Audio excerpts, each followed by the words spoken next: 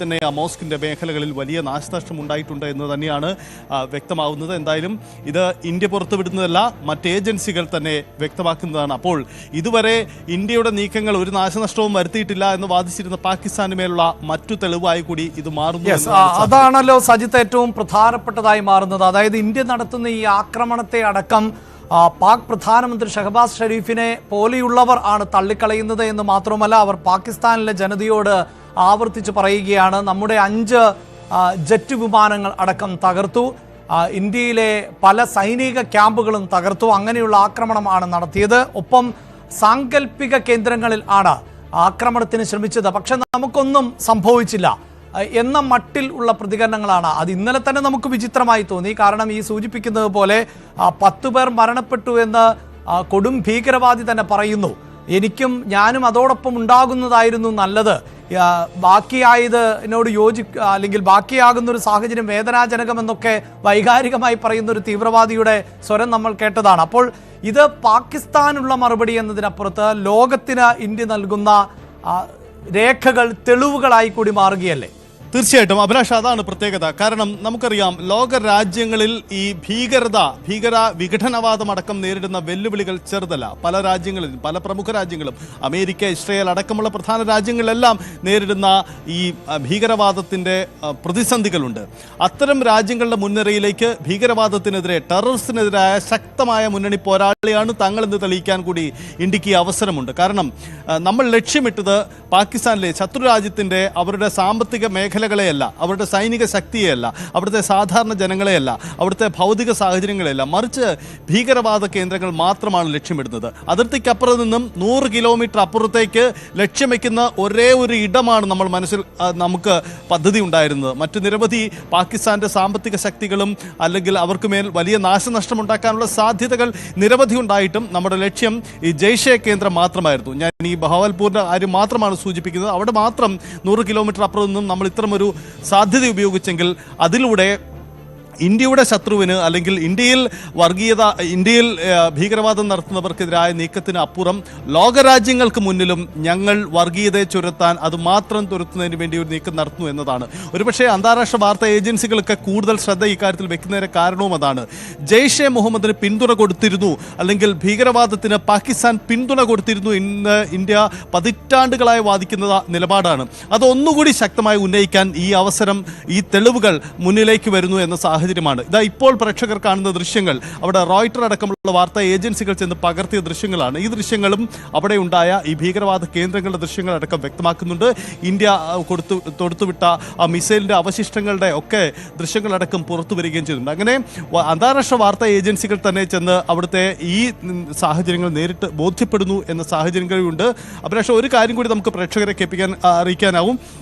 അവിടെ ഉണ്ടാക്കിയ നാശനഷ്ടം സംബന്ധിച്ച് പാകിസ്ഥാനിലെ ഡെപ്യൂട്ടി കമ്മീഷണർ കൂടി തന്നെ ഈ സ്ഥലത്ത് നിന്നുള്ള സ്ഥിരീകരണം സംബന്ധിച്ച വാർത്തകൾ കൂടി വരുന്നുണ്ട്. ഞങ്ങളുടെ മേഖലയിൽ വ്യാപകമായ നാശനഷ്ടം ഉണ്ടായിട്ടുണ്ട്, മിസൈൽ വന്ന് പതിച്ച നാശനഷ്ടമുണ്ടായി എന്ന കാര്യം അവർ തന്നെ സ്ഥിരീകരിക്കുന്നുണ്ട്. NIA അടക്കമുള്ള വാർത്താ ഏജൻസികൾ പ്രതികരണമൊക്കെ പുറത്തുവിട്ടുണ്ട്. ഒരുപക്ഷെ പ്രേക്ഷകരെ നമുക്കത് കേൾപ്പിക്കാം. അതായത് സജിത്ത്, ആര്യ, ഇതിപ്പോൾ ഈ ദൃശ്യങ്ങൾ ഒരുപക്ഷെ അല്പസമയം മുമ്പ് ആര്യ എന്നോട് ചോദിച്ചൊരു പ്രധാനപ്പെട്ട ചോദ്യമുണ്ടല്ലോ. അതായത് പാകിസ്ഥാന്റെ തീവ്രവാദ കേന്ദ്രങ്ങൾ ഇനിയും ഇന്ത്യ സ്പോട്ട് ചെയ്തിട്ടുണ്ട് എന്ന്. നോക്കൂ, പാകിസ്ഥാൻ ലോകത്തോട് പറയുന്നത് ഞങ്ങൾ ഭീകരവാദത്തെ ഉന്മൂലനം ചെയ്തു കഴിഞ്ഞു. ഒരു കാലഘട്ടത്തിൽ ഭീകരവാദികൾ ഉണ്ടായിരുന്നു, ഇപ്പോൾ അങ്ങനെ ഭീകരവാദികളില്ല, അങ്ങനെ ഒരു പ്രവർത്തനവുമില്ല എന്ന് പറയുമ്പോൾ ഈ കെട്ടിടങ്ങൾ കണ്ടാലറിയാം. സാധാരണ നിലയിൽ ഇപ്പോൾ ഒരു തീവ്രവാദ കേന്ദ്രം എന്നൊക്കെ പറയുമ്പോൾ അത് രഹസ്യ സ്വഭാവത്തോടു കൂടി പ്രവർത്തിക്കുക, അല്ലെങ്കിൽ ബങ്കറുകളിൽ പ്രവർത്തിക്കുക.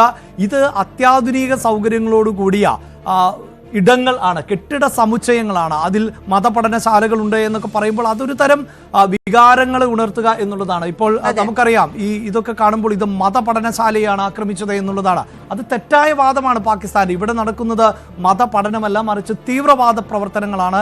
കൃത്യമായ ട്രെയിനിങ് നൽകുന്നു. ആ ട്രെയിനിങ്ങിലേക്ക് യുവാക്കളെ അടക്കം ആകർഷിക്കുന്ന തരത്തിലുള്ള ഓഫറുകൾ വെക്കുന്നു. പലപ്പോഴും ഈ അന്താരാഷ്ട്ര ഏജൻസികൾ റിപ്പോർട്ട് ചെയ്യുന്നത് ഈ തീവ്രവാദ പ്രവർത്തനത്തിന്റെ ഭാഗമാകുന്നവരുടെ കുടുംബത്തിൻ്റെയൊക്കെ ഉത്തരവാദിത്തം ഏറ്റെടുക്കുന്നു. അവർക്ക് വലിയ ഫണ്ടിങ് ഉണ്ടാകുന്നു. സൈന്യം പൂർണ്ണമായ ഇതിപ്പോൾ കണ്ടാൽ തന്നെ അറിയാമല്ലോ ഈ ദൃശ്യങ്ങൾ എന്നത് ഇതൊരു ഒളി സങ്കേതമൊന്നുമല്ല ആര്യ.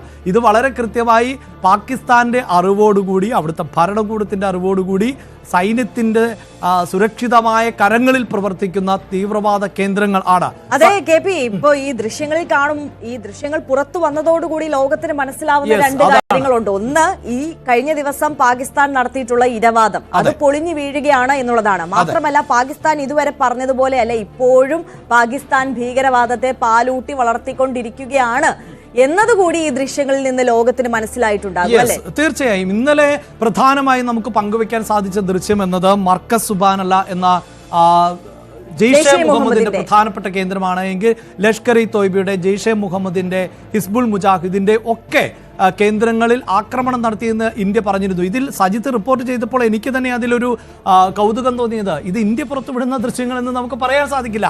അന്താരാഷ്ട്ര മാധ്യമം, അതായത് ഇന്ത്യ ഇപ്പോഴും ഒരു വീരവാദത്തിന് മുതിർന്നിട്ടില്ല, ഞങ്ങൾ ഭീകര കേന്ദ്രങ്ങൾ മാത്രമാണ് ആക്രമിച്ചിട്ടുള്ളൂ എന്നാണ് ഇന്ത്യ പറഞ്ഞത്. ഒരു തീവ്രവാദിയുടെ പേര് പോലും ആര്യ ഇന്നലെ വാർത്താ സമ്മേളനത്തിൽ പറഞ്ഞിട്ടില്ല, സൈന്യം പറഞ്ഞിട്ടില്ല, ഇന്ത്യയുടെ പ്രധാനമന്ത്രി പറഞ്ഞിട്ടില്ല, പ്രതിരോധ മന്ത്രിയോ ആഭ്യന്തരമന്ത്രിയോ പറഞ്ഞിട്ടില്ല. പക്ഷേ അതിനർത്ഥം ആരെയൊക്കെ വധിച്ചു എന്ന് ഇന്ത്യക്ക് അറിയില്ല എന്നായിരിക്കണമെന്നില്ല. കൃത്യമായ ബോധ്യമുണ്ടാകണം ഇന്ത്യക്ക്. പക്ഷേ അതാണ് നേരത്തെ നമ്മൾ സൂചിപ്പിച്ചത്, എന്തുകൊണ്ട് ആ 9 കേന്ദ്രങ്ങൾ തെരഞ്ഞെടുത്തു എന്നുള്ളതിന് കൃത്യമായ ഉത്തരം, ലക്ഷ്യം ഇന്ത്യക്കുണ്ട് എന്നുള്ളത്.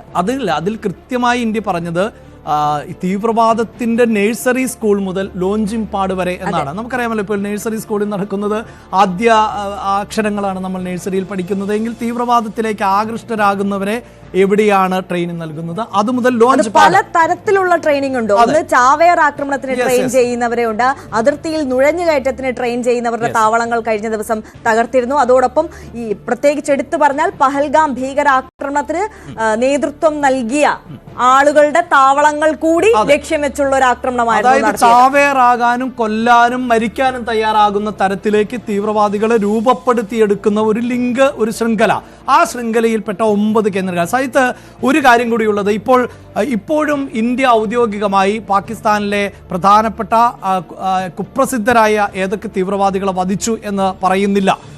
പക്ഷേ ഇന്നലെ തന്നെ നമ്മൾ കണ്ടതാണ് 10 പേർ കൊല്ലപ്പെട്ടു എന്ന തരത്തിലുള്ള പ്രതികരണം അടക്കം അവർ തന്നെ, തീവ്രവാദികൾ തന്നെ നടത്തിയിട്ടുള്ളത്.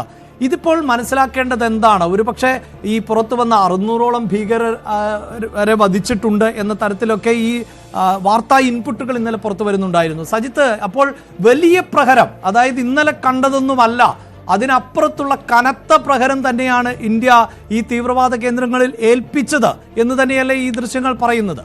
തീർച്ചയായും അത് വളരെ വ്യക്തമാണ്. കാരണം അതിശക്തമായ പ്രഹരം അവിടെ അവർ കേട്ടിട്ടുണ്ട്. അത് ഏറെക്കുറെ സ്ഥിരീകരിക്കപ്പെടുകയും ചെയ്യുന്നുണ്ട്. പാക് ഡെപ്യൂട്ടി കമ്മീഷണർ ആ സ്ഥലത്തെത്തിയതിനു ശേഷം മിസൈൽ ഉണ്ടായതും മിസൈൽ ഉണ്ടാക്കിയ നാശനഷ്ടങ്ങളും പ്രദേശത്ത് നിന്ന് തന്നെ വിവരിക്കുന്ന വീഡിയോകൾ ഇതിനിടയിൽ പുറത്തു വന്നിട്ടുണ്ട്. അതിൽ തന്നെ വ്യക്തമാക്കുന്നുണ്ട് എന്തായിരുന്നു അവിടുത്തെ സാഹചര്യം, ഉണ്ടാക്കിയ വലിയ നാശനഷ്ടമൊക്കെ അവർ ഔദ്യോഗികമായി തന്നെ സ്ഥിരീകരിക്കുന്ന തരത്തിലേക്ക് സാഹചര്യങ്ങൾ മാറുന്നുണ്ട്. കാരണം ആ തരത്തിലേക്ക് പാകിസ്ഥാൻ അത് അംഗീകരിക്കേണ്ടി വരുന്നു എന്നതാണ് ചിത്രം. ഒരുപക്ഷെ പ്രേക്ഷകരെ നമുക്ക് അറിയിക്കാനാവും, പാക് ഡെപ്യൂട്ടി കമ്മീഷണർ അടക്കം ആ പ്രദേശത്തെത്തിയിട്ട് വിശദീകരിക്കുന്നുണ്ട്. മിസൈൽ വന്നു, മിസൈൽ ഉണ്ടാക്കിയ നാശനഷ്ടങ്ങളും മറ്റും അവർ വിശദീകരിക്കുന്ന കാര്യം കൂടി വ്യക്തമാവുന്നുണ്ട്. ഒരുപക്ഷെ നമുക്ക് പ്രേക്ഷകരെ കൂടി അത് കേൾപ്പിക്കാനാവും.